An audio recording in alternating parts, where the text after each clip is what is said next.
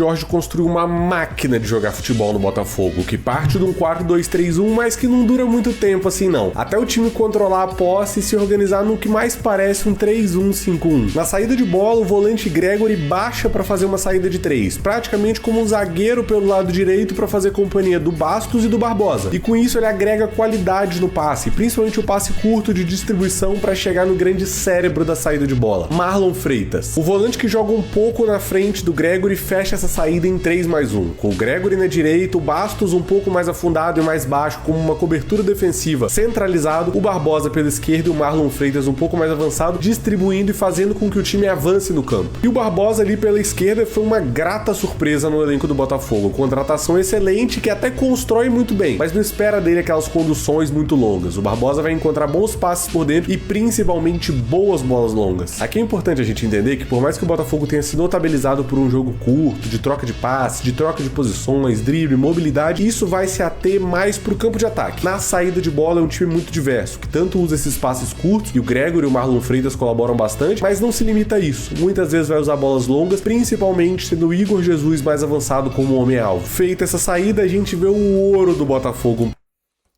Gerson, também Lucas Romero, o Lucas Silva, não sei como vai ser a formação da Arthur Jorge, também pode estar auxiliando o Caio Jorge e Matheus Pereira fazendo essa mesma função com a saída de bola.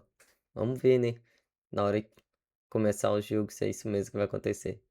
Um pouco mais pra frente. E aí na segunda fase de construção entra toda a mobilidade do time do Arthur Jorge. Enquanto o Marlon Freitas é o principal nome para fazer a bola chegar no terço final, a gente vê um trio de meias pela frente com muita mobilidade e criatividade. Acho que o Gerson vai fazer esse papel que o Marlon Freitas fazia no Botafogo, que dão um toque diferente no ataque do Botafogo. Como os laterais Vitinho pela direita e Alex Telles pela esquerda ganham muita profundidade, praticamente como pontas na fase ofensiva, eles ajudam a abrir a defesa. Igual o Kaique é muito bom para atacar pela esquerda. Eu só não concordo com o William na lateral direita. Não sei se vocês concordam. Comenta aqui, fala o que vocês acham. Eu deveria ter colocado o Cauã Moraes para jogar já há bastante tempo. E eu, minha opinião, não concordo com o William até hoje de titular no Cruzeiro. Não concordo de jeito nenhum. Defesa adversária, afinal de contas, se você tem dois jogadores bem abertos, o adversário também vai ter que se abrir para acompanhar essa marcação, e além disso chegam muito no fundo para procurar cruzamentos. Com todo esse comportamento a gente vê que os laterais bem em amplitude conseguem criar uma zona de liberdade por dentro, e é por ali que o Luiz Henrique, o Savarino e o Thiago Almada dão um brilho especial, seja muitas vezes baixando, se associando com passes curtos, criando jogadas ou muitas vezes pisando na área e atacando as costas da defesa. E um ponto que eu quero que fique aqui para você é que esse trio não tem liberdade só por ordem do treinador, mas porque conquistou muito isso dentro de campo. São três jogadores com muita qualidade para resolverem o jogo independente da altura que eles estão. No Cruzeiro não tem um trio formado, mas tem Caio Jorge e Matheus Pereira. Agora o terceiro para formar um trio com essa dupla. Não sei se o Arroio vai jogar a bola. Tomara que volte a jogar a bola. Na verdade tem que apresentar, né? Não sei se o Vídea-Real, Neyza e Vídea-Real vai começar a jogar a bola também, mas o Arthur Jorge tem algumas peças boas em mãos para fazer esse time jogar. Capazes de jogar num campo mais reduzido, pressionados ali no entrelinha, são capazes de baixar na base da jogada e construir o jogo de frente, são capazes de infiltrar nas costas da defesa ou de guardar a posição mais aberta para procurar o drible. Lembra que eu falei que o Botafogo gosta muito de construir curto, mas não se limita só a isso? Pois é, as bolas longas e os contra-ataques também são chave poderosíssima pro Botafogo marcar gols. E lembra também que se você chegou até aqui no vídeo é porque você tá curtindo, então nada mais justo do que você deixar o like e se inscrever aqui no canal. Brincadeiras à parte, isso ajuda a gente demais na construção aqui do canal e eu vou deixar um desafio. Vou deixar o link deles aqui na descrição do vídeo para vocês dar like, se inscrever lá também e ajude o canal aqui também a crescer, né? Deixe seu like, se inscreve no canal para a gente estar crescendo e alcançando os objetivos. Pra vocês. Se a gente chegar nos 2.000 likes, eu vou fazer um vídeo sobre o comentário mais curtido aqui embaixo, desde que tenha a ver com fogão, é claro. Mas vamos voltar pro time. Um ponto que me chama muita atenção é a diversidade de qualidade dos jogadores. Apesar desse trio dominar muito bem todos os fundamentos, a gente vai ver algumas características diferentes. O Luiz Henrique, por exemplo, que joga mais pela direita, tem mais a qualidade do drible, da explosão e até da finalização de jogadas. Não à toa, muitas vezes a gente vai ver ele mais pisando na linha lateral, procurando o drible, às vezes até se distanciando para receber a bola com um pouco mais de espaço. Ou, por exemplo, ele subindo e avançando avançando um pouco mais para fazer quase que uma dupla de ataque com o Igor Jesus, para receber o lançamento e até pela estatura conseguir brigar lá em cima. Do outro lado, o Thiago Almada ele parece mais com o camisa 10, com o Savarino, um jogador mais criativo, fisicamente menos expressivo, com muita qualidade de drible e muita mobilidade. Então é natural a gente ver ele não tanto em zonas que vão exigir mais a força, mas baixando mais na base da jogada e sendo cérebro criativo para jogar de frente. Então não estranha se ele baixar e for jogar ali do lado do Marlon Freitas para ajudar a construir as jogadas. Mas é claro, como eu falei, todos os três jogadores dominam todos os fundamentos muito bem. O Savarino, por exemplo, ele é o líder de grandes chances criadas do Botafogo nesse Brasileirão. Mas além disso, ele é o segundo jogador com mais finalizações por jogo, só atrás do Igor Jesus. O Luiz Henrique, por outro lado, é o jogador que tem a melhor média de dribles por jogo no elenco, mas ao mesmo tempo é o terceiro jogador com melhor... Será que o Arroio pode virar o novo Luiz Henrique de Arthur Jorge? Tomara, né? Nós estamos torcendo para isso.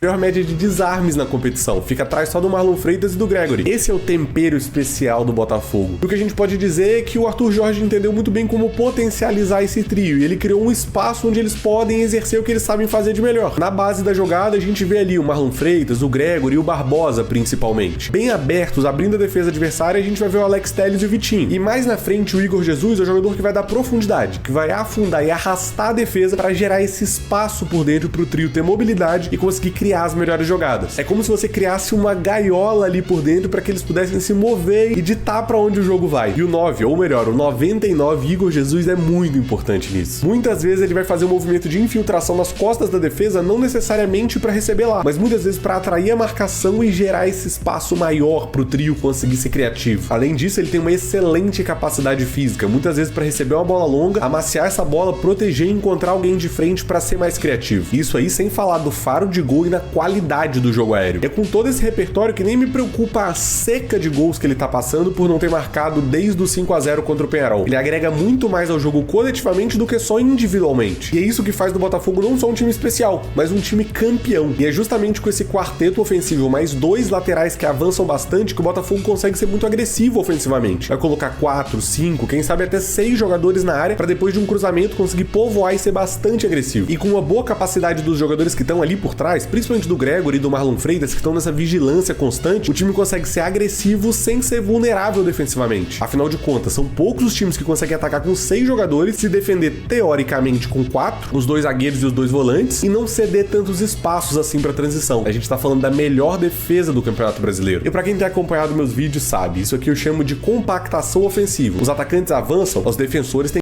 Creio que o Cruzeiro não vai defender com 2 volantes, só se tirar o Lucas Silva, porque o Lucas Silva ele não tem mais essa juventude, essa força de estar forte na marcação e a velocidade. Se fazer um trio de meio de campo com Gerson, Matheus Henrique e Lucas Romero. Aí eu acredito mais que essa formação, assim como for do Botafogo, possa dar certo aqui também. Tem que viajar junto para estarem próximos para pressionar, ou melhor, contra-pressionar depois que o time perder a bola. E no meio desse pacote todo a gente vê um Botafogo que foi ganhando muito repertório ao longo da temporada. Se antes, até ali com o Luiz Castro do ano passado, era um time que dependia muito das transições, da imposição física, dos contra-ataques, hoje com o Arthur Jorge já não é mais assim. Contra adversários mais fechados, consegue ocupar o campo de ataque, circular, ter verticalidade e trabalhar muitas vezes no espaço curto, os poucos espaços que o jogo oferece para conseguir encontrar boas oportunidades. Fez isso muito bem contra o Peñarol, e por mais que o contexto não seja exatamente esse, tem gol melhor pra exemplificar isso tudo que eu tô falando do que o primeiro gol da final da Libertadores do Botafogo contra o Atlético Mineiro, com muitos passes do espaço curto até encontrar o rebote no Luiz Henrique. Já em jogos que o adversário quer pressionar e ser um pouco mais protagonista, o Botafogo se protege muito bem, tem excelente saída pros contra-ataques. Nesse caso, os laterais muitas vezes vão jogar até um pouco mais baixos e são os pontas quem vão cuidar dessa abertura do campo. O Botafogo e Palmeiras, jogo decisivo no Brasileirão, foi um ótimo exemplo disso. O primeiro gol sai numa transição que vai gerar o escanteio que vai gerar o gol do Botafogo. O segundo sai de uma bola longa lá do John, que o homem-alvo, Igor Jesus, encontra um passe pro Savarino, e minutos depois o Almada ainda perde um gol também em contra-ataque. Defensivamente, o time também tem bastante repertório. A gente pode dizer que é um campeão bem completo. Parte daquele mesmo 4-2-3-1, mas que vai tendo algumas variações. Até pelo encaixe das peças, não é um time que vai pressionar alto o jogo inteiro. Até porque se você fizer as contas, você vai ver que um atacante, o Igor Jesus, contra os 2 zagueiros, já explica um pouco do porquê o Botafogo não pressionar alto durante todo o momento.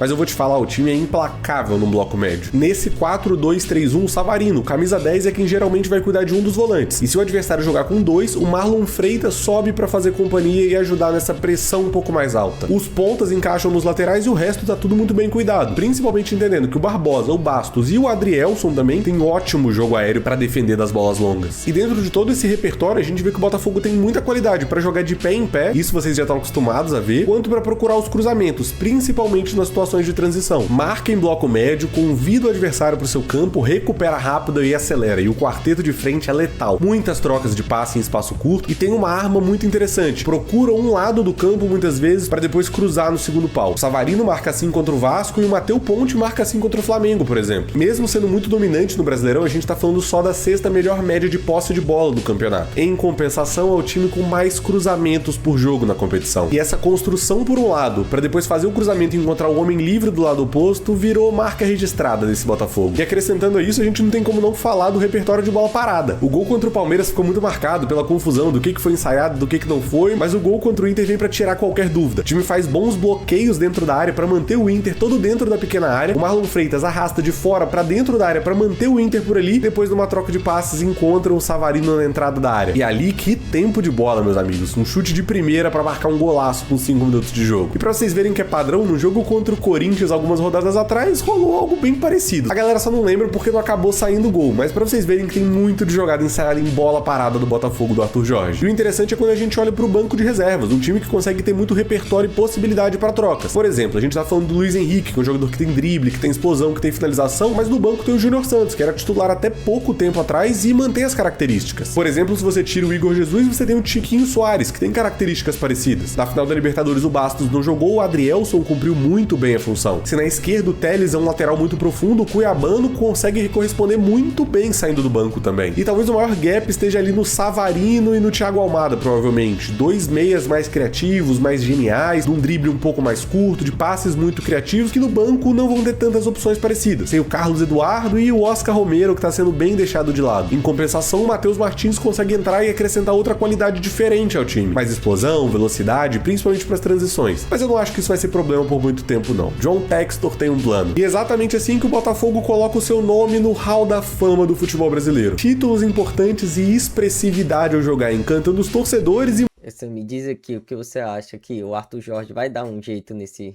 Cruzeiro. Nós tá torcendo que vai dar certo, hein? Vai dar bom.